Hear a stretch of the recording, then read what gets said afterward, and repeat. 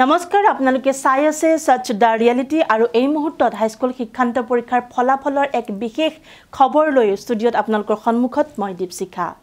আজি ঘোষণা কৰা হল হাইস্কুল শিক্ষান্ত পৰীক্ষাৰ ফলাফল আৰু এইবাৰ আনন্দৰ জোৱাৰ উঠিছে সাংস্কৃতিক নগৰী জুৰহাটৰ পৰা অনুৰাগ দলৈয়ে এবাৰ প্ৰথম স্থান দখল কৰিছে কিন্তু তাৰ মাজতে ব্যতিক্ৰম হৈ ৰল এখন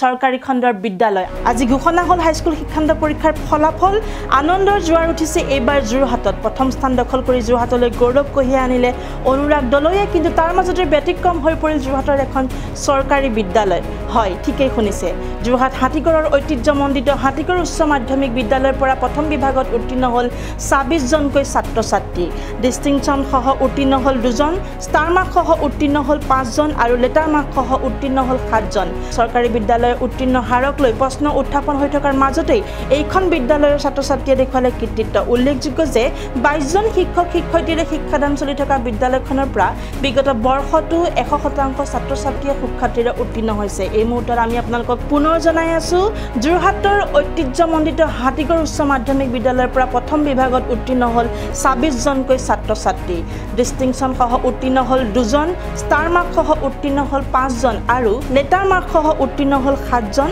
চৰকাৰী বিদ্যালয়ৰ উত্তীৰ্ণ হাৰক লৈ জনসাধাৰণৰ মাজত প্ৰশ্ন উত্থাপন হৈ থকাৰ মাজতেই এইখন চৰকাৰী খণ্ডৰ বিদ্যালয়ৰ ছাত্ৰ-ছাত্ৰীয়ে দেখুৱালে কৃতিত্ব উল্লেখযোগ্য যে ২২ জন শিক্ষক-শিক্ষয়িত্ৰীৰে শিক্ষাদান চলি থকা বিদ্যালয়খনত পূৰ্বতেও ১০০% ছাত্ৰ-ছাত্ৰীৰে সুখ্যাতিৰে উত্তীৰ্ণ হৈছে এই মুহূৰ্তত আমাৰ মাজত মন্তব্য আহি পৰিছে চাওঁআহক সবিশেষ ফলাফলক লৈ আমি সুখী আমাৰ যেহেতু চৰকাৰী খণ্ডৰ গাঁৱলীয়া অঞ্চলৰ এখন বিদ্যালয় আমাৰ যথেষ্ট প্ৰত্যাহ্বান ল'ৰা-ছোৱালীয়ে লাভ কৰে আৰু তাতে এই বেটছটোৱে নতুন পদ্ধতিত পৰীক্ষা দিছিলে এখন পেপাৰ লৈ খেলি মেলিও হ'ল তাৰ মাজতে তেওঁলোকে যথেষ্ট সন্তোষজনক আমাক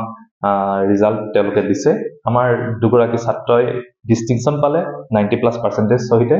আটাইকেইটা বিষয়ত লেটাৰো লাভ কৰিছে আৰু বাকী ৭ জনে আমাৰ ষ্টাৰ মাৰ্ক পালে লেটাৰো পাইছে মুঠ 26 গৰাকী আমাৰ প্ৰথম বিভাগ পালে আন 10 গৰাকীয়ে দ্বিতীয় বিভাগ পালে আৰু ভাল লগা কথাটো হ'ল আটাইকেইটা বিষয়তেই লেটাৰ মাৰ্ক আছে 2-4 জন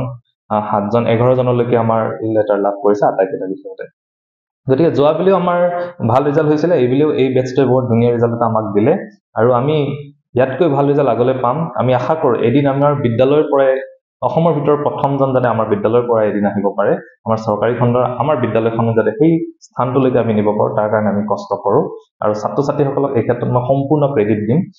তেওঁলোকে যথেষ্ট নিজৰ কষ্টৰ ফলত আমি কেৱল তেওঁলোকৰ ৰাস্তাটোহে দেখুৱাওঁ গাইডহে কৰোঁ কিন্তু কষ্টটো তেওঁলোকে নিজেই কৰে খুব কষ্টৰ বিনিময়ত তেওঁলোকে ফলাফল আমাক দিয়ে গতিকে তেওঁলোকক অভিনন্দন আৰু তেওঁলোকলৈ অনুৰোধ যাতে তোমালোকে এই নম্বৰৰ যুঁজত বাকী মানৱীয় গুণবোৰ যাতে তোমালোকে পাহৰি নোযোৱা আন 10 জনক সহায় কৰিব পৰাকৈ তোমালোকে যাতে মনত সদায় মনটো বহল কৰি ৰাখা ভৱিষ্যতলৈ তাৰ কাৰণে তোমালোকলৈ অনুৰোধ আৰু আগলৈ তোমালোকৰ আৰু ভাল হওক আৰু তেওঁলোকৰ পৰা বাকীসকলেও আমাৰ শিকক আৰু ভৱিষ্যত যিবোৰ প্ৰজন্ম আছে তোমালোক তেওঁলোকৰ আদৰ্শ হোৱা এই আমি কামনা কৰোঁ গতিকে পুনৰবাৰ সকলোকে অভিনন্দন আৰু আগলৈ আৰু ভাল হ'ব বিদ্যালয়ৰ ৰিজাল্ট তাকে আমি আশা কৰিছোঁ